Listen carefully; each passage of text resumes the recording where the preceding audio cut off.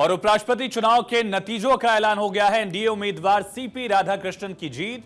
CP Radhakrishnan देश के 17वें उपराष्ट्रपति बनेंगे। सीपी राधाकृष्णन को 452 वोट मिले, जबकि विपक्ष के उम्मीदवार इंडिया ब्लॉक के कैंडिडेट बी सुदर्शन रेड्डी को 300 वोट मिले हैं। सीपी राधाकृष्णन देश के अगले उपराष्ट्रपति होंगे। 21 जुलाई को इस्तीफा दिया था तत्कालीन उपराष्ट्रपति ने और अब देश को नया उपराष्ट्रपति मिल चुका है। सीपी राधाकृष्णन देश के अगले उपराष्ट्रपति होंगे, 15वें उपराष्ट्रपति के तौर पर शपथ लेंगे और सीपी राधाकृष्णन ने 452 वोट हासिल किए हैं, जबकि 300 वोट मिले हैं बी सुदर्शन रेड्डी को। ये जश्न की तस्वीरें आप देख रहे हैं, किस तरह से जश्न मनाया जा रहा है, मिठाइयां खिलाई जा रही हैं। एनडीए के घटक दलों में, कार्यकर्ताओं में खुशी की लहर है और खास करके जिस राज्य से आते हैं सीपी राधाकृष्णन, तमिलनाडु में अलग ही खुशी, अलग ही जश्न मन रहा है। राजनीतिक मायने से देखें तो तमिलनाडु में अगले साल विधानसभा चुनाव का रण है। दूसरी तरफ बीजेपी ने दक्षिण को प्रतिनिधित्व देने की कोशिश भी इस लिहाज से की है। और सीपी राधाकृष्णन की जीत पर अमित शाह ने पोस्ट किया। शाह ने लिखा, राधाकृष्णन जी को उपराष्ट्रपति चुने जाने पर बधाई। आपकी दूरदर्शिता लोकतंत्र को सर्वश्रेष्ठ बनाने में मदद करेगी। राधाकृष्णन को लेकर गृह मंत्री अमित शाह ने बधाई देते हुए संदेश लिखा, एक्सपोस्ट लिखा, उन्हें शुभकामनाएं दी। वाइस प्रेसिडेंट ऑफ इंडिया चुने जाने पर कहा, मुझे पूर्णतः यकीन है कि अपने अनुभव से, अपने ज्ञान से, दूरदर्शिता से लोकतंत्र को सर्वश्रेष्ठ बनाने में मदद मिलेगी। सीधा रुख करेंगे, हमारे साथ सहयोगी अक्षय राय लाइव कनेक्ट है। अक्षय, जितना आंकड़ा गुणा गणित कागजों पर था उससे ज्यादा वोट हासिल किया सीपी राधाकृष्णन ने, लगभग 25-27 वोट उनको एक्स्ट्रा मिले। क्रॉस वोटिंग की भी तस्वीर दिख रही है यहां। और देखिए, निश्चित रूप से अगर देखा जाए तो ये कहा जा रहा था कि लगभग 422 वोट मिल सकते हैं, लेकिन वो आंकड़ा बढ़ करके 452 तक पहुंच गया। इसका मतलब कि लगभग 30 वोट ज़्यादा लगभग मिले हैं। ये कहा जा सकता है कि एक बड़ी जीत। हालांकि इंडिया गठबंधन के जो उम्मीदवार थे बी सुदर्शन रेड्डी, उन्होंने भी एक तगड़ी फाइट जरूर दी है और जो एक सोची समझी रणनीति के तहत इंडिया ब्लॉक ने उनको उतारा था, उम्मीदवार को उतारा था, उन्होंने अपनी पूरी कोशिश की। लेकिन अब सीपी राधाकृष्णन देश के अगले उपराष्ट्रपति होंगे। उनका चुनाव निश्चित रूप से काफ़ी महत्वपूर्ण इसलिए हो जाता है क्योंकि दक्षिण को साधने में जुटी बीजेपी के लिए एक तरफ से कोई मंत्र का काम करेंगे तमिलनाडु के वरिष्ठ नेता और साथ ही साथ कई बार सांसद रह चुके हैं, कई राज्यों के राज्यपाल रह चुके हैं, 4 राज्यों के राज्यपाल। और सबसे अगर देखा जाए तो उनका जो राजनीतिक करिश्मा है वो कहीं ना कहीं बीजेपी के लिए तमिलनाडु में बहुत मुफीद हो सकता है। प्रहलाद जोशी जो कि दक्षिण भारत से ही आते हैं, केंद्रीय मंत्री हैं, उनके आवास पर इसमें जश्न का माहौल है और साफ तौर पर है कि प्रहलाद जोशी ने एक बड़ी भूमिका इस मायने में निभाई कि तमाम रणनीतिक लिहाज से प्रहलाद जोशी लगातार उनसे टच में रहे, सांसदों से टच में रहे और प्रधानमंत्री से लेकर के गृह मंत्री अमित शाह तक लगातार प्रहलाद जोशी के संपर्क में रहे कि कैसे इसको आगे बढ़ाया जा सकता है। अब क्योंकि उपराष्ट्रपति चुन लिया गया है सीपी राधाकृष्णन को, जश्न का माहौल है प्रहलाद जोशी के निवास पर और ये माना जा रहा है कि कुछ देर में प्रधानमंत्री नरेंद्र मोदी, गृह मंत्री अमित शाह सहित तमाम। बिल्कुल अक्षय, बने रही और अपडेट भी आपसे लेंगे। जश्न की तस्वीरें एनडीए के तमाम नेताओं के यहां से दिख रही हैं। देश के 15वें उपराष्ट्रपति कौन होंगे ये तय हो चुका है। ये चुनाव अहम, सीपी राधाकृष्णन ने इसमें जीत हासिल की, लेकिन बिहार चुनाव से ठीक पहले इसे विपक्ष शक्ति प्रदर्शन के जरिए देख रहा था, जबकि सत्ता पक्ष की तरफ से, एनडीए की तरफ से अपनी मजबूती के तौर पर, एक मिसाल के तौर पर इसको यहां संदेश देने की कोशिश की जा रही थी। सीपी राधाकृष्णन नए उपराष्ट्रपति, किसको कितने वोट मिले ये समझते हैं। अंकों का गणित फिलहाल क्या है।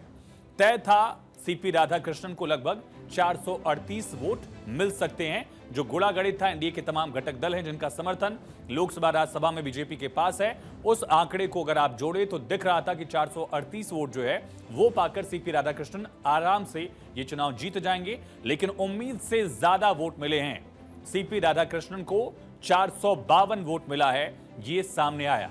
जबकि इंडिया ब्लॉक के लिए बी सुदर्शन रेड्डी के लिए अंक गणित दिखा रहा था कि 315 सांसदों का समर्थन लोकसभा, राज्यसभा का उनको मिल सकता है। और यह दावा जयराम रमेश की तरफ से कहा भी गया था कि 315 सांसद हमारे साथ हैं, ये उम्मीद उनको थी, लेकिन उससे 15 वोट कम जो है 300 वोट मिले हैं। दरअसल विपक्ष के उम्मीदवार बी सुदर्शन रेड्डी को। क्रॉस वोटिंग हुई क्या, ये बड़ा सवाल। इनवैलिड वोटों को लेकर भी आंकड़ा सामने आया। लगभग 15 सांसदों के वोट जो हैं वो इनवैलिड भी हुए हैं। सेक्रेटरी जनरल राज्यसभा के प्रमोद चंद्र मोदी जिन्होंने जानकारी दी पूरे प्रोसेस को लेकर और नतीजों को लेकर, उनकी जानकारी के साथ ही क्या तथ्य उन्होंने बताया, देखिए।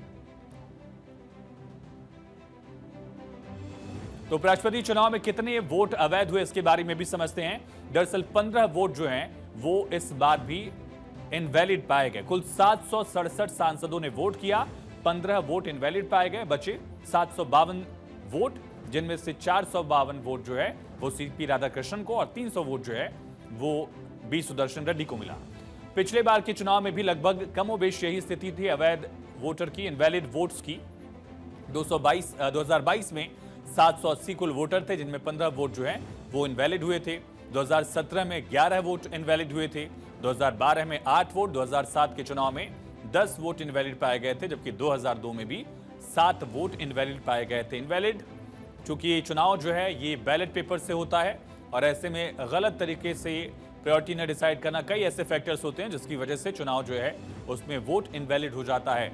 यही वजह है कि दोनों दलों की तरफ से, दोनों मुख्य ब्लॉक्स की तरफ से इसको लेकर ट्रेनिंग भी दी गई थी, सेशंस भी अपने सांसदों के लिए कराए गए थे।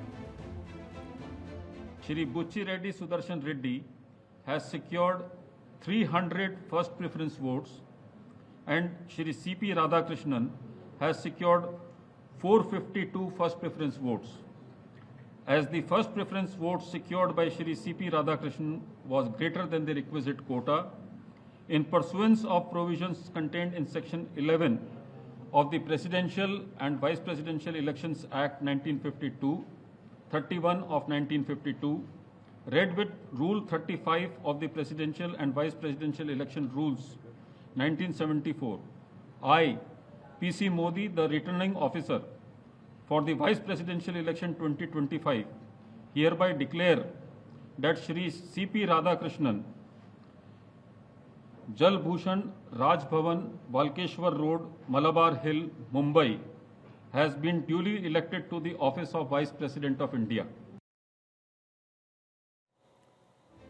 चर्चा के लिए हमारे साथ दो खास मेहमान जुड़ गए। तारुफ करा दे शुभेंदु शेखर अवस्थी जी, बीजेपी के प्रवक्ता, और सौरभ दुबे जी, राजनीतिक विश्लेषक। आप दोनों का बहुत स्वागत है। शुभेंदु जी, पहली प्रतिक्रिया, उम्मीद से ज्यादा आंकड़ा आपके पाले में आया, दूसरे दलों के सांसदों को भी आप अपने पाले में लाने में कामयाब हो गए क्या?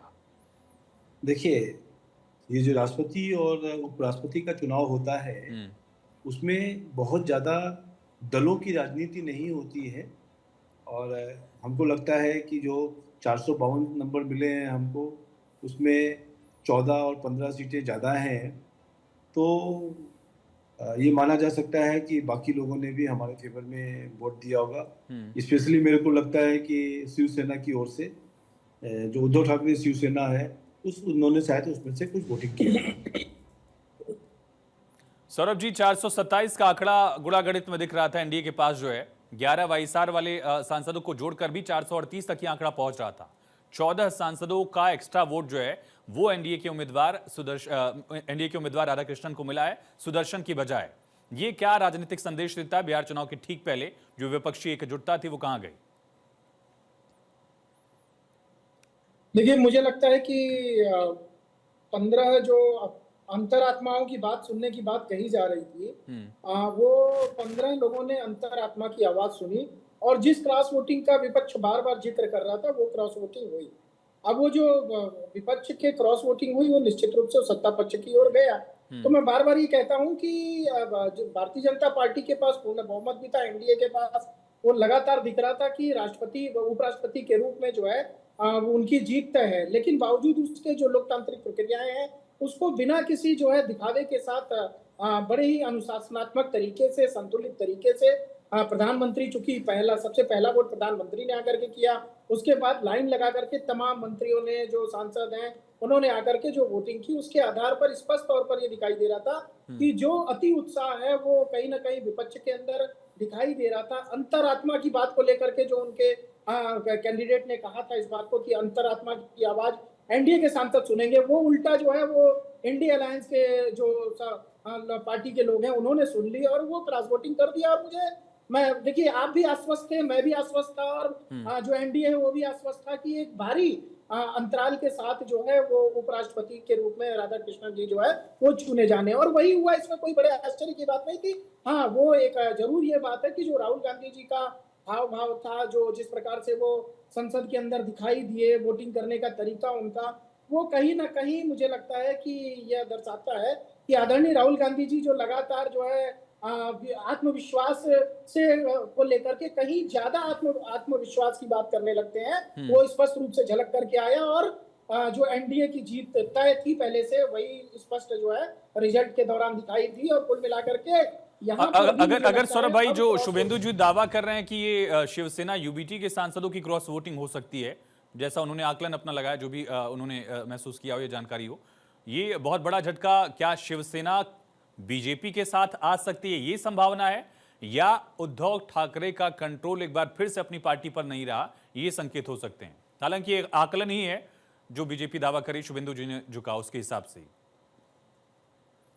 देखिए मुझे भी सुनने में बहुत सारी बातें आई थी, और मैंने तो नाम, अगर मैं आपके सामने मैं भी नाम ले सकता हूँ, उस पर मुहर लगाए आप या ना लगाए, लेकिन मैंने एक दो नाम, बड़े नाम, मनीष तिवारी जी का नाम या अन्य नाम भी सुने कांग्रेस पार्टी के अंदर जिन्होंने क्रॉस वोटिंग की है। तो ये ठीक है, शुभेंदु जी का अनुमान जो है वो, चूंकि लगातार जो है जिस प्रकार से उद्धव ठाकरे जी बेचैन है भारतीय जनता पार्टी एनडीए के साथ आने के लिए, नहीं तो वही मैं पूछ रहा हूँ कि ये उद्धव ठाकरे के इशारे पर हुआ है या सांसदों ने अपनी अंतरात्मा दिखा दी है, आवाज सुन ली अंतरात्मा की?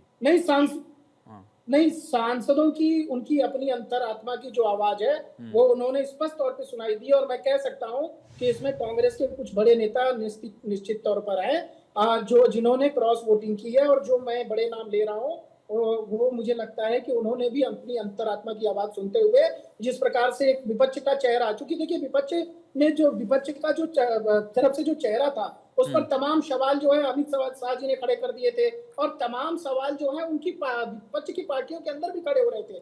मुझे लगता है कि कहीं ना कहीं एक कैंडिडेट जो चुनने में विपक्ष से भी गलती हुई, बावजूद उसके कि आप ये तो पता था कि फिर रेणुका चौधरी जी का सुबह बयान आ चुका था कि वो चुनाव हार रही हैं, चुनाव हमको पता है हम हार जाएंगे, लेकिन जब इस तरह की बातें आपको पता है तो आपने कम से कम एक ऐसा कैंडिडेट चुना होता जिसकी कोई राजनीतिक पृष्ठभूमि होती है। शुभेंदु जी, ठीक है सौरभ भाई, लौटता हूं मैं। शुभेंदु जी, ये तो विपक्ष मानकर ही चल रहा था कि उनको नतीजों में जीत मिलने वाली नहीं, ये सबको पता था, लेकिन वैचारिक लड़ाई की तरह वो लड़ रहे थे, उन्होंने विचारधारा की लड़ाई इससे बताया था।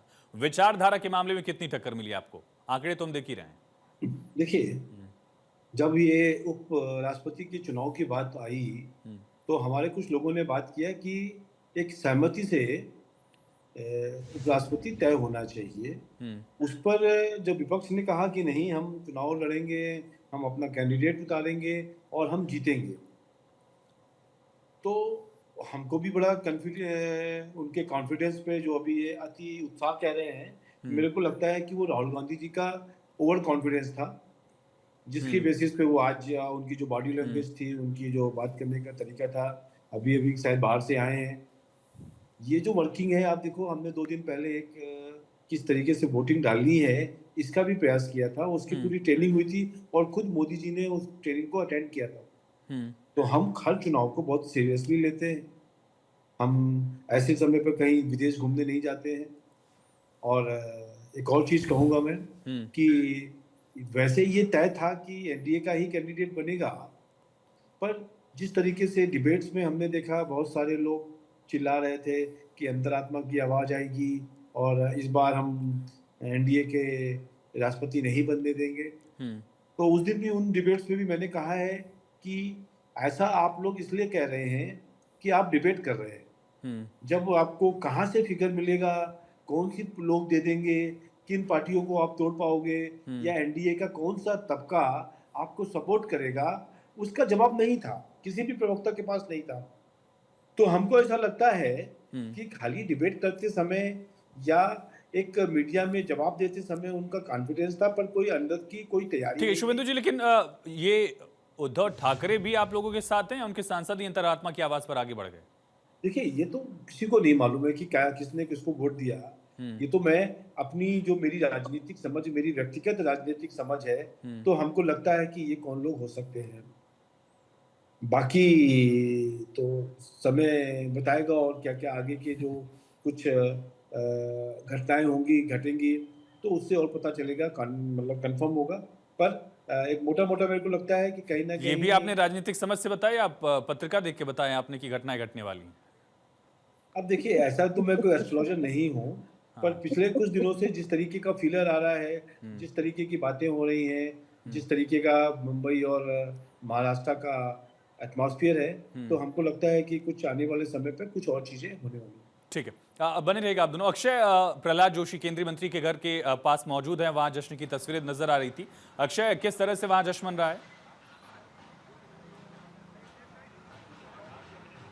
देखिए, जिस तरह से ये कहा जा रहा है कि कुछ देर बाद प्रधानमंत्री नरेंद्र मोदी यहाँ पर पहुँचेंगे और इसके अलावा तमाम बीजेपी के वरिष्ठ नेता, गृह मंत्री अमित शाह, जेपी नड्डा, इसके अलावा कई केंद्रीय मंत्री और उसके साथ साथ सांसद भी यहाँ पर पहुँचेंगे। कुछ सांसदों के पहुँचने का सिलसिला शुरू हो चुका है। तस्वीरें मैं बोलूँगा कि आपको दिखा सकें। मोहित, कुछ अगर नजर आए तो लोग अभी यहाँ पर इकट्ठा हैं। यहाँ पर जश्न अभी मन रहा था क्योंकि अभी थोड़ी सी रिलैक्स यहाँ पर अभी आपको दिख रहा होगा, लेकिन सांसदों के पहुँचने का सिलसिला यहाँ पर शुरू हो चुका है और आप देख सकते हैं कि अब थोड़ा थोड़ा सा अगर तस्वीरें सामने आ सकें तो तैयारियां चल रही हैं जश्न की लगातार और यहाँ पर जश्न मनाया जा रहा है। कोशिश ये की जा रही है कि ये जीत के जश्न को यादगार भी बनाया जाए और सबसे बड़ी बात ये है कि जिस तरह से कॉन्फिडेंस दिख रही थी बीजेपी और एनडीए दिख रही थी, क्योंकि रिजल्ट ठीक है, अक्षय लौटते हैं। प्रधानमंत्री ने भी बधाई दे दी है। उपराष्ट्रपति चुनाव में विजयी होने पर बधाई दी। सीपी राधाकृष्णन की जीत पर प्रधानमंत्री की पहली प्रतिक्रिया है।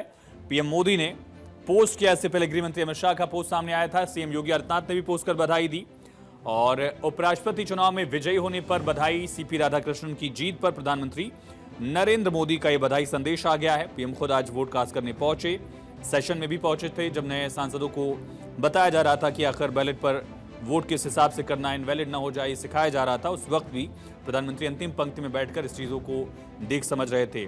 और अक्षय लगातार बने। अक्षय, प्रधानमंत्री समेत कई नेता वहां पहुंच सकते हैं, आप बता रहे हैं? बिल्कुल पहुंच सकते हैं और सबसे बड़ी चीज़ है कि एक्स पर को बधाई संदेश का सिलसिला शुरू हो गया था जब उनकी जीत हुई थी। प्रधानमंत्री नरेंद्र मोदी ने भी 3 मिनट पहले बधाई दी है। गृह मंत्री अमित शाह ने बधाई दी थी और उसके पहले तमाम केंद्रीय मंत्री, चाहे शिवराज सिंह चौहान हो, भूपेंद्र पटेल हो या फिर भूपेंद्र यादव हो, ये तमाम लोगों ने बधाई दी थी और बधाइयों का सिलसिला लगातार चलता रहेगा। और ये माना जा रहा है कि एनडीए इस जीत से बहुत उत्साहित है और खास करके जो उन्होंने प्लान किया था वो एकदम प्लान एग्जीक्यूट करने में कामयाब रहे। तो निश्चित रूप से कहा जा सकता है कि जो एनडीए का शीर्ष नेतृत्व रहा है प्रधानमंत्री नरेंद्र मोदी के नेतृत्व में, वो पूरी तरह से कामयाब रहा है।